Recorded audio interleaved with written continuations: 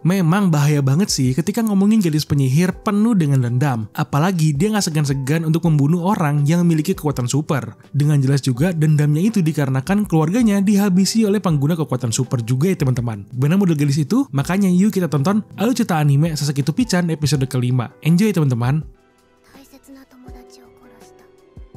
Awal mula cerita terpaku pada si anak SMA yang jadi tetangga Sasaki ketika di sekolah. Dia yang sedang makan siang ada memikirkan mengenai keadaannya yang tidak bertemu dengan Sasaki sesering biasanya. Hal itu dikarenakan ada banyak perubahan pada pekerjaan dan cara hidup Sasaki setelah mengalami banyak kejadian. Saat selesai makan siang, dia pun bisa bertahan hidup dengan mengambil lebih roti makan siang untuk disisihkan olehnya. Karena seperti yang kita tahu, memang dia itu kan jarang dikasih makan sama ibunya yang tidak peduli itu ya teman-teman. Ketika dia sudah berjalan pulang, dia malah melihat seorang mayat gadis yang tergeletak di gang sempit. Tentu langsung saja dia memanggil polisi untuk melaporkannya. Saat selesai memberikan laporan, dia ada mendengar nama Hoshizaki dan Sasaki yang sedang dibicarakan oleh pihak kepolisian atau dari agensi pengguna kekuatan super. Tentu pembicaraan itu jadi menarik perhatian si gadis SMA ini ya teman-teman.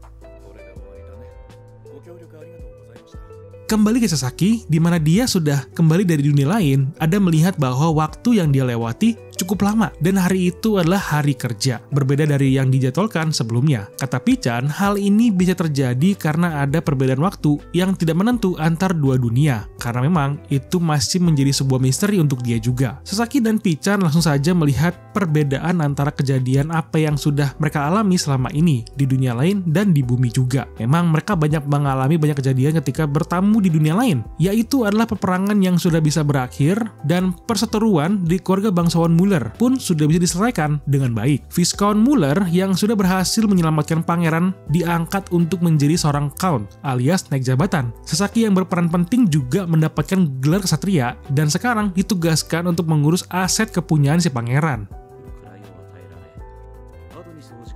Untung saja tidak ada kejadian yang mempengaruhi aliran waktu, namun hanya terjadi percepatan waktu saja dibandingkan perkiraan awal mereka. Saat mengecek agendanya, Sasaki disamperin oleh Hoshizaki untuk diajak bekerja. Sayangnya, saat si gadis SMA pulang pun, dia masih belum bisa bertemu dengan om kesukaannya. Dalam perjalanannya untuk bekerja, Hoshizaki ada briefing ke Sasaki bahwa tugas mereka sekarang ini adalah untuk merekrut seorang pengguna kekuatan super muda. Dalam laporannya, memang si target telah terjadi fenomena supernatural yang disebabkan oleh kekuatan supernya. Dari laporan yang mereka terima, si target memiliki kemampuan dalam bentuk pyrokinesis alias berhubungan dengan api. Tapi api yang dikeluarkan oleh si target tidak terlalu besar untuk sekarang, makanya mereka coba untuk merekrutnya dulu. Sasaki pun ada mengatakan bahwa misi ini memang cocok untuk ditugaskan ke Hoshizaki karena dia adalah pengguna air yang bisa menahan skill serangan dari target jika terjadi sesuatu. Tentu si manajer juga sudah memberikan kebebasan untuk mereka menggunakan senjata jika terjadi sesuatu yang tidak terduga lagi. Sesampainya mereka ke sekolah si target, dapat dilihat ternyata si target sering dibully oleh preman sekolah. Hoshizaki yang melihatnya ada ingin ikut campur, namun ditahan oleh Sasaki karena dia merasa si target tidak akan menggunakan kekuatannya untuk sekarang. Karena si target masih bisa bertahan dari serangan pembulian yang dia hadapi saat ini. Jadi lebih baik menunggu saat target sudah sendirian baru melakukan kontaknya. Hoshizaki yang mendengarnya pun setuju atas saran Sasaki. Namun dalam pikiran Sasaki ada berpikir meskipun ditahan sekarang tetap saja ada kemungkinan momen ini yang bisa membangkitkan kekuatan supernya yang bisa saja tidak terkendali. Hal itu disebabkan oleh rasa marah dan dendam dari si target ke pembuli yang sudah membulinya cukup lama. Apalagi teman-teman, si target itu memiliki kekuatan api, jadi masih berhubungan dengan rasa amarah dan dendam. Makanya, Sasaki ingin merekrutnya tanpa ada perlawanan dan lewat jalur damai saja.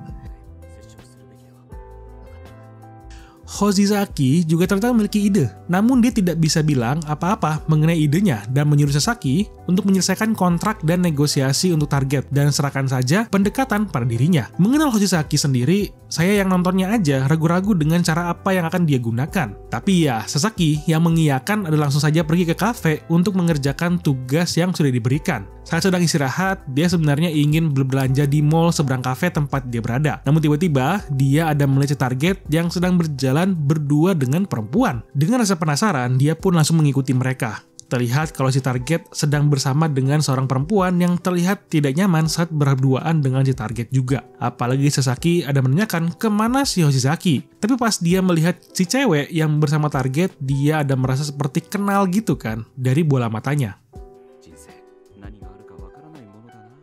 Tapi rasa kecurigaan dia pun menghilang ketika dia berpikir bahwa dia sekarang ini terlihat lebih cukup mencurigakan seperti pria tua yang punya kelainan untuk mengintip anak muda yang lagi pacaran gitu kan. Malah dia yang jadi kelihatan kayak penyahat kelamin gitu ya teman-teman. Tiba-tiba saja si target dengan si perempuan ada disamperin oleh pembuli dan ada diajak oleh si pembuli untuk pergi bersamanya aja untuk si perempuan dan meninggalkan si target. Namun dia malah ditampar oleh si cewek yang membuat si pembuli marah. Secara bersamaan juga si target malah mengeluarkan kekuatannya yang tidak terkendali hingga meluap-luap dan membuat api besar keluar dari tubuhnya. Masalahnya, serangan bola api yang keluar itu langsung saja mengenai pesawat yang sedang terbang. Sasaki yang melihatnya langsung saja mulai menggunakan sihir untuk membuat perisai besar dalam rangka melindungi mereka dari ledakan bekas pesawatnya jatuh. Sasaki langsung saja menanyakan kabar dari si cewek. Namun si cewek langsung saja kaget ketika melihatnya. Ternyata si cewek itu adalah Hoshizaki yang sedang menyamar untuk mendekati si target. Hoshizaki ada mencurigai kalau Sasaki itu ada mengikuti mereka. Namun Sasaki beralasan bahwa itu sebuah kebetulan saja. Apalagi Sasaki juga tidak ada mengira kalau gadis cantik itu adalah Hoshizaki. Dan bilang kalau kelihatannya Hoshizaki bisa cantik juga secara natural. Tentu ketika mendengar hal itu, Hoshizaki langsung saja tersipu malu dan menanyakan mengenai perisai besar yang ada di situ apakah perbuatan Sasaki. Namun Sasaki langsung mengelak untungnya.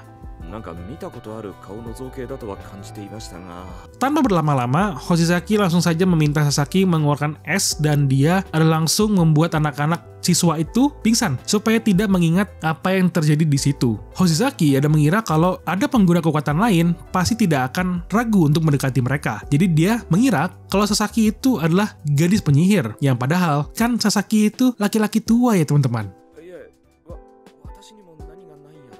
Sasaki pun bingung dengan apa yang dimaksud oleh Hoshizaki. Jadi dia ada menjelaskan bahwa gadis penyihir adalah orang yang diberikan sebuah kekuatan dari entitas lain. Salah satu dari gadis penyihir itu ada di Jepang. Namun si gadis penyihir di Jepang adalah pembunuh yang menargetkan pengguna kekuatan super. Saat sedang ngobrol inilah, tiba-tiba si gadis penyihir muncul dengan serangan kuat yang diarahkan ke Sasaki dan Hoshizaki. Dia datang karena merasakan pengguna kekuatan super dan ingin membunuhnya. Tapi si gadis ada melihat Sasaki dan mengenalinya. Ternyata memang si gadis penyihir yang datang ini adalah si gadis kecil yang pernah bertemu dengan Sasaki saat dia sedang mengambil makanan sisa di toko dekat tempat tinggal Sasaki. Dalam pembicaraannya, dia ada menanyakan apakah Sasaki pengguna kekuatan super. Namun dijawab olehnya bukan sama sekali.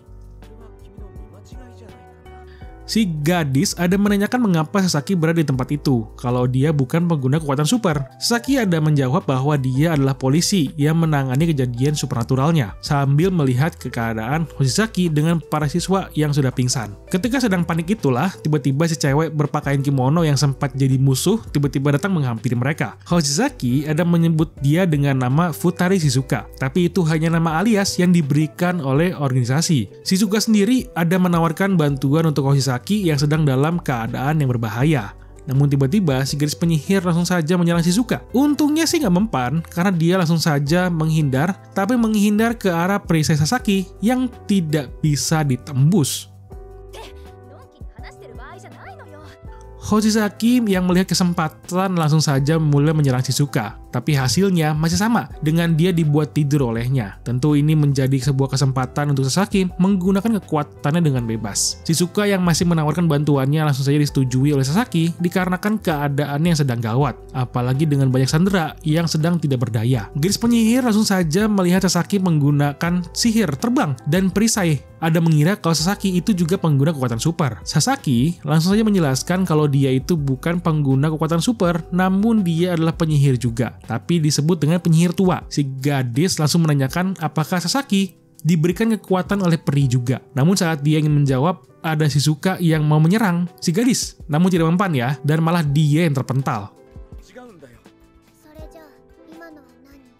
Sasaki yang langsung menanyakan kemana peri yang memberikan kekuatan kepada si gadis. Dia langsung menjawab bahwa si perinya sudah dia bunuh dan sisanya dia pakai sebagai syal di lehernya. Ini gadis penyihir yang harusnya imut kok malah sadis gini ya teman-teman. Awalnya si gadis tidak ingin menjadi gadis penyihir, makanya dia membunuh si peri. Nah, si gadis ada langsung mengerti bahwa Sasaki itu adalah penyihir tua. Namun dia bingung kepada Sasaki kenapa dia bisa bersama dengan pengguna kekuatan super. Sasaki menjawab bahwa itu hanya kebetulan saja. Langsung saja si gadis malah pengen membunuh Shizuka.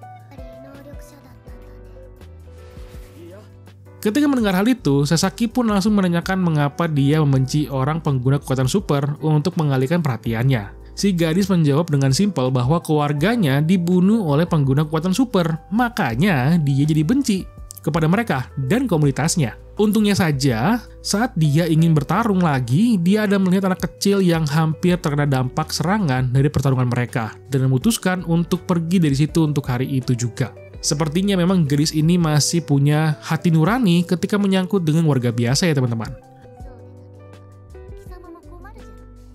Oke, itu aja untuk cerita Sasaki to Pichan episode kelima. Terima kasih untuk teman-teman yang sudah menonton. Jika suka dengan videonya, silahkan di subscribe dan di like videonya. Mari bertemu kembali di video lainnya. Bye-bye.